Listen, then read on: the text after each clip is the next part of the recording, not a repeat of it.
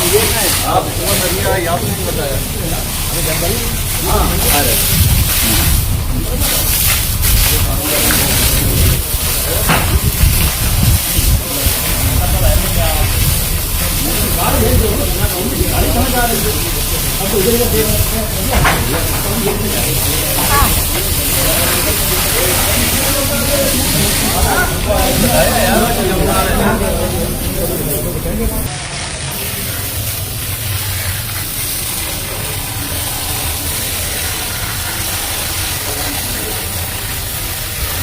आदाब, मैं हूं सफदर रिजवी।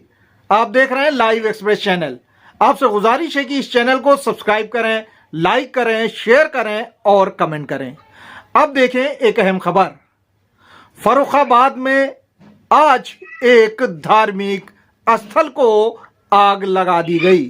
वो एक पुराना इमामबाड़ा था और ऐसा माना जाता है कि वहां लाखों रुपए का नुकसान हुआ है। इस वक्त के मैनेजर हैं काजी जफर रिजवी एडवोकेट। हमारी उनसे बात हुई, उन्होंने तफसील बताई। पूरा मामला क्या है हम जानना चाहेंगे काजी जफर रिजवी से कि आज किस वक्त आग लगाई गई, वो कौन सा वक्त था, किस वक्त बोर्ड में दर्ज है और इसके पीछे क्या वजह थी। जी, ये वक्फ नवाबीन सलातीन बंगश फर्रुखाबाद के नाम से है और 1714 में ये वक्फ स्टैंड किया था।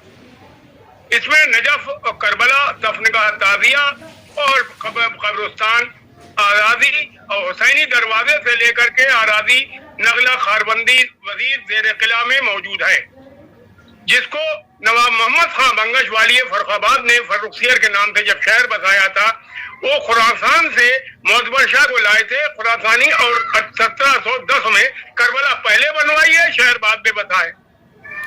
तो शहर बसने के बाद उसमें इमारत बनवाई है। नजफ अशरफ 1774 में बना है और लेकिन ये 1714 में 10 में करबला की बुनियाद पड़ी थी, 14 में शहर आबाद हुआ, तब से चला आ रहा है वक्फ नवाबीन सलातीन बंगश के नाम से। जफर साहब ये बताएं कि आग तो बहुत ही भयंकर लगी हुई दिखाई दे रही है। फायर ब्रिगेड वालों को कई घंटे तक आग बुझाने के लिए जूझना पड़ा। पूरी जगह कितनी थी और किन लोगों ने आग लगाई, इसके पीछे क्या वजह थी?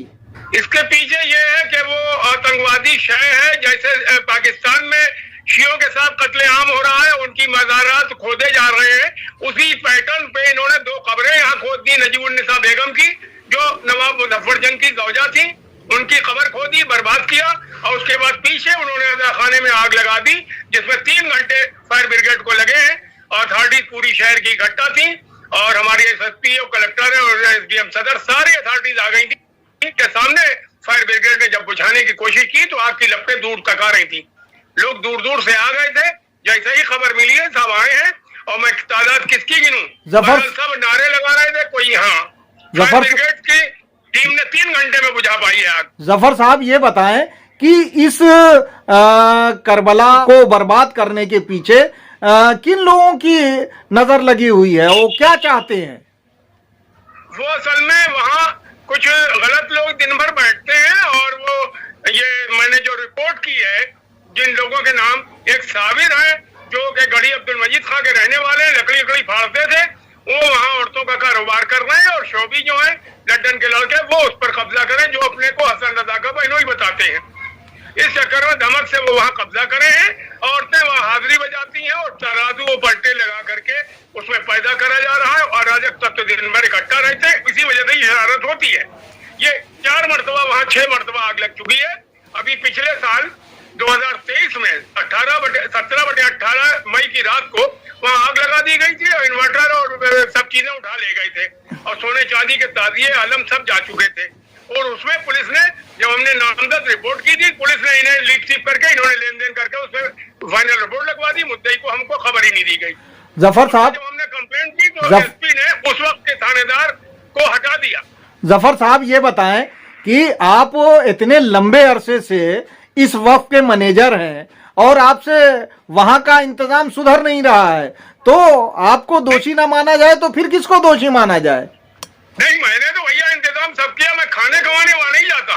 वहाँ इंतजाम मजलिस करना है, मातम करना है, वहाँ की पुताई कराना है, मरम्मत कराना है, वो हम सब करते रहे। पेड़ हमने लगवाए हैं, उसमें हमारे अल्पसंख्यक कल्याण अधिकारी ने, डॉक्टर रविंदर गुप्ता ने, इन लोगों ने गड्ढे खोद के वहाँ पेड़ लगाए। मैंने वहां से मंगवाए थे, काकोरी से आम के पेड़, वहाँ फल रहे हैं, सब कुछ है। कटहल के लगवाए, फलदार वृक्ष लगवाए।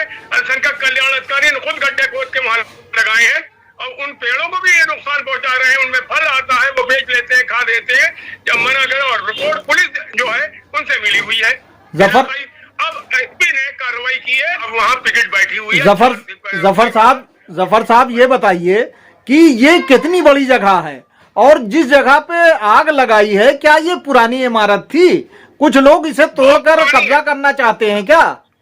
वो ऐतिहासिक इमारत है और धार्मिक भी है, और पुरातत्व विभाग में भी जाना चाहिए। उस पर सोने के कलश थे, वो उतर चुके हैं। उसकी रिपोर्ट हमने की थी जब हम छोटे थे, और उसके बाद अब हमने उसमें स्टे लिया था जब ये सड़क निकाल रहे थे बीच में से, तो कार सेवा करके उसको रुकवाया था।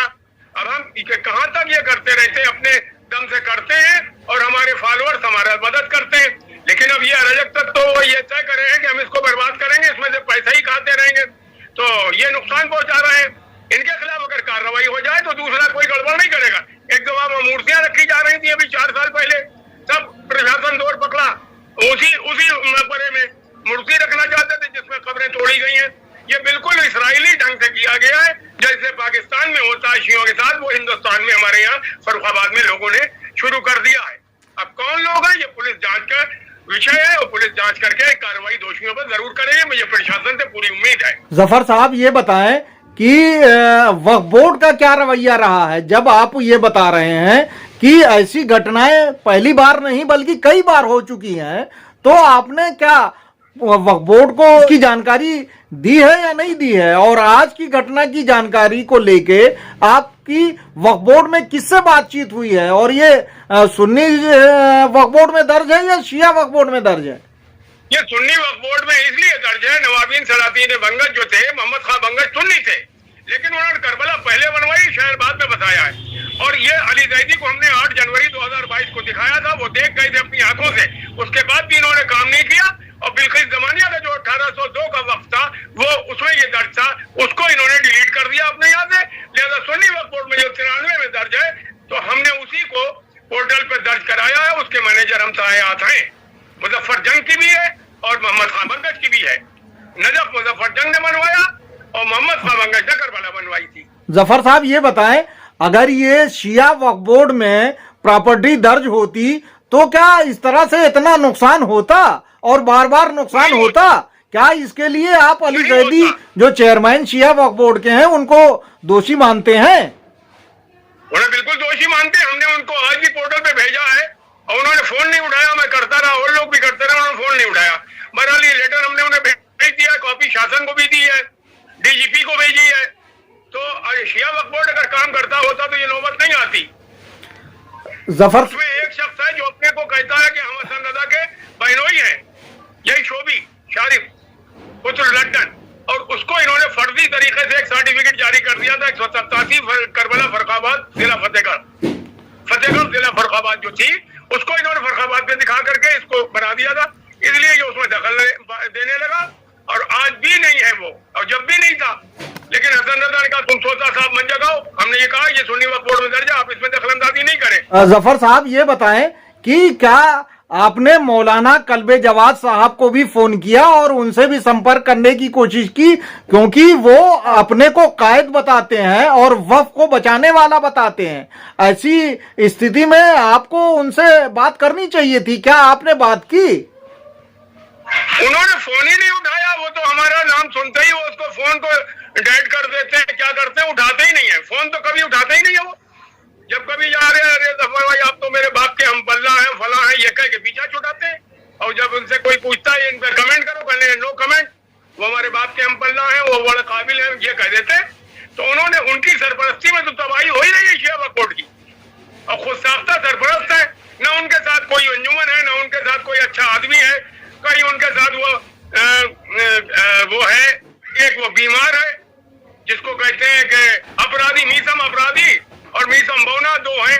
जफर साहब ये बताइए कि अभी मौलाना कल्बे जवाद हजरत अली अलैहिस्सलाम की विलादत के मौके पे आपके फर्रुखाबाद में थे और हाथी घोड़े पे शायद बैठ के गए हैं, तो आप लोगों ने उनको ये सब जगह क्यों नहीं दिखाई जो विवादित है? 100 मीटर की जगह पे 100 मीटर दूरी पे वो बैठे थे, मुंह में उनके गम लग गया था, और वहां जहां वो बैठे, जहां फोटो खिंचा के वो भागे हैं चौक से, वहां 100 मीटर के फासले पे ये जगह थी जो 175 नंबर वक्त हकीम सैयद अकबर हुसैन जो बर्बाद हो गया, जिसमें 2 करोड़ रुपए उनके दामाद ने लिए, अली जैदी ने।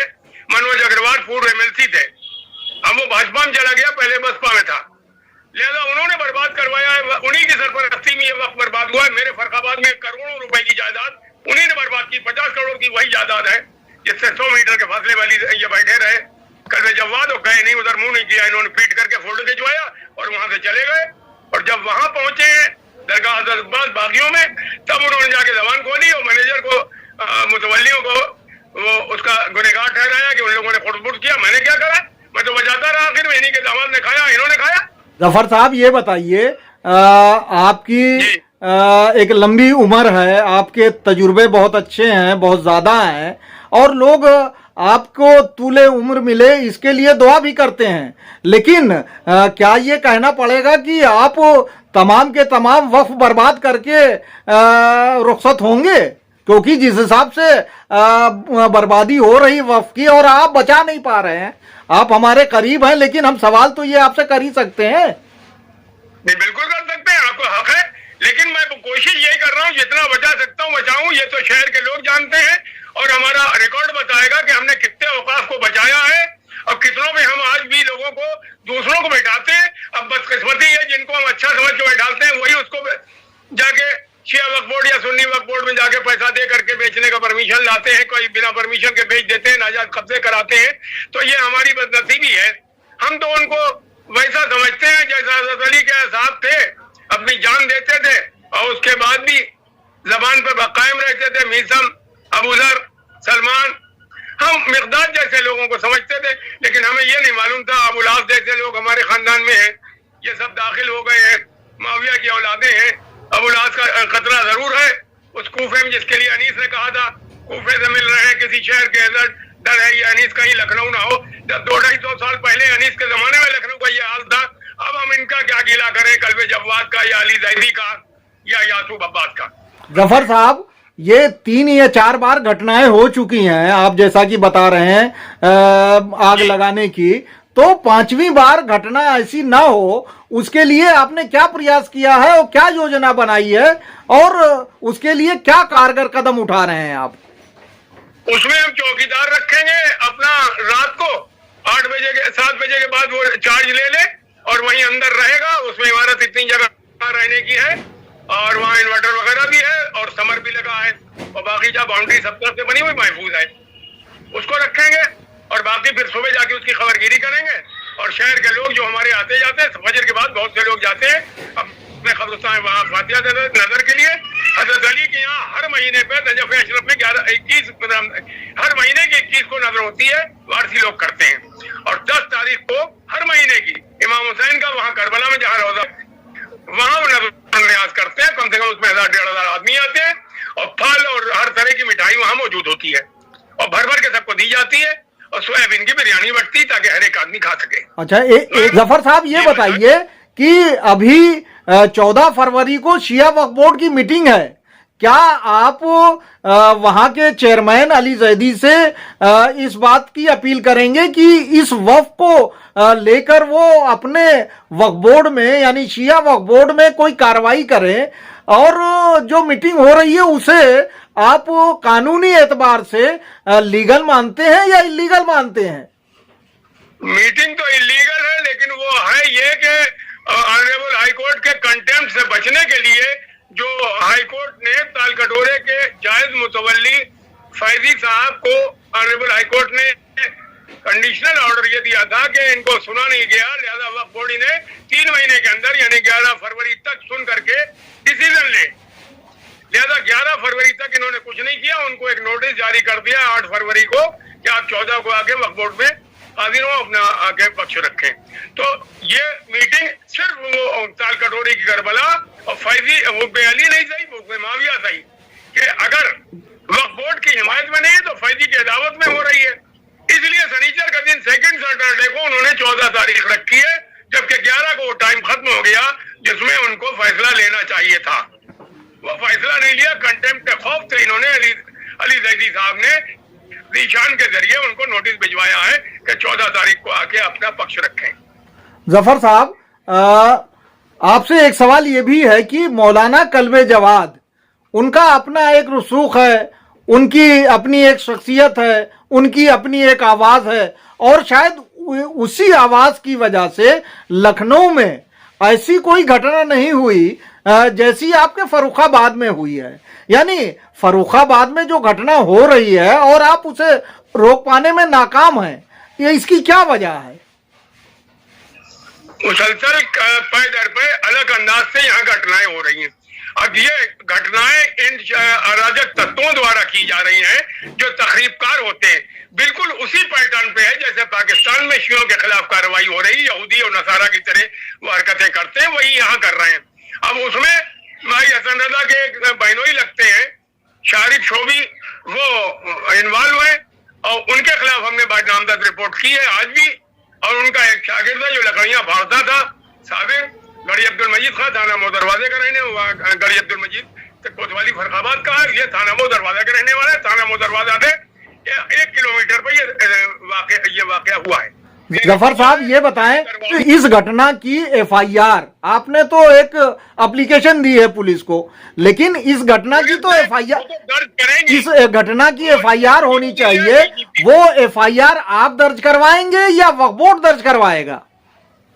अब वक्फ बोर्ड को कराना चाहिए, जब वो नहीं कराएगा तो हम तो कराएंगे। हमने तो दे दी दरखास्त, अब SP ऑर्डर करेंगी, नहीं तो हम 156(3) में करेंगे CM के यहाँ। हमने DGP को भी भेजा है, शिया वक्फ बोर्ड को भेजा है, सुन्नी वक्फ बोर्ड को भी भेजा है कॉपी। अगर वक्फ बोर्ड इस घटना की FIR दर्ज नहीं करता है तो क्या आप धरना प्रदर्शन और रोड पर कोई ऐसा कार्रवाई करेंगे? बिल्कुल करेंगे, शहर के लोगों को लेकर धरना प्रदर्शन करेंगे, रूट मार्च करेंगे फतेहगढ़ तक का। फर्रुखाबाद से फतेहगढ़ 6 किलोमीटर का रहे हैं। जब कल्बे आबिद साहब की गिरफ्तारी हुई थी, मौलाना बुखारी की हुई थी, तो हम लोग ऑन फुट गए थे पैदल यहाँ से और मेमोरेंडम दिया था कलेक्टर को। तो क्या उस मार्च के लिए मौलाना कल्बे जवाद साहब को भी आप दावत दे रहे हैं कि उस मार्च में वो भी शामिल हो, क्योंकि ये तो वक्फ को बचाने की बात है। मेरे यहाँ के लोग जो हैं वो उन पर कोई एतमाद नहीं रखते, क्योंकि वकाफ को वो बेचते रहे हैं। उन्होंने जाकर के वहाँ इब्राहिम साहब का वक्फ अपना करके बेच दिया और ये इतना सब कुछ कर चुके हैं। उन पर कोई एतबार नहीं, ना उनका कोई मुकल्लिद मेरे यहाँ है। इस वक्फ को बचाने के लिए आप लोगों से क्या अपील करेंगे?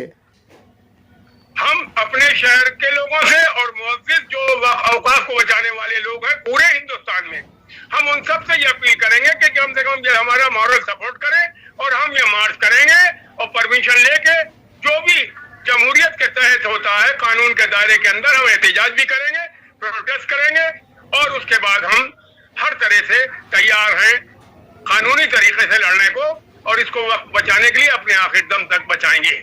जफर साहब, आपको ये बता दूं कि ये खबर वक्फ मामलों के अल्लामा कहे जाने वाले जमीर नकवी को भी मिली है और वे उन्होंने इस पर बहुत अफसोस जताया है। उन्होंने कहा है कि जफर साहब को बता दें कि अगर वो जो भी कार्रवाई करेंगे, काम करेंगे, धरना प्रदर्शन करेंगे, वो उसमें शामिल होंगे। अल्लामा से मुलाकात करूंगा। जैसा कि आपने बताया कि आप लखनऊ जाएंगे, तो क्या मौलाना कल्बे जवाद साहब से भी इस मामले को लेकर मुलाकात करेंगे? बिल्कुल, उनका कल्बे आबिद प्लाजा जाएंगे। हम कहेंगे जब आप अपने को सरपरस्त कहते हैं वक्त बचाओगे तो आप बताइए इसमें क्या किया आपने। हमने तो आपको इत्तला की, आप फोन नहीं उठाते, आपका दामाद जो है पैसे ले लेता है। और ये क्या तरीका है आप लोगों का? क्या लखनऊ तक के लिए महदूद है आप? और आप फर्रुखाबाद गए थे तो 100 मीटर पे वो दूरी थी जिसमें 2 करोड़ रुपया आपके दामाद ने लिया, वहां देखा नहीं आपने? वहां मुंह में गम लग गया, आप खामोशी से चले आए, फोटो खिंचवाया, चले आए। फिर आप जाके दरगाह अब्बास में बयान दे रहे हैं कि मुतवल्लियों ने बर्बाद किया। मुतवल्लियों ने क्या बर्बाद किया है? आपके दामाद ने रुपया लिया, मुतवल्ली तो आखिर दम तक आज भी लड़ रहा है। पोर्टल पे दर्ज कराया है हमने 175 हकीम अकबर हुसैन को।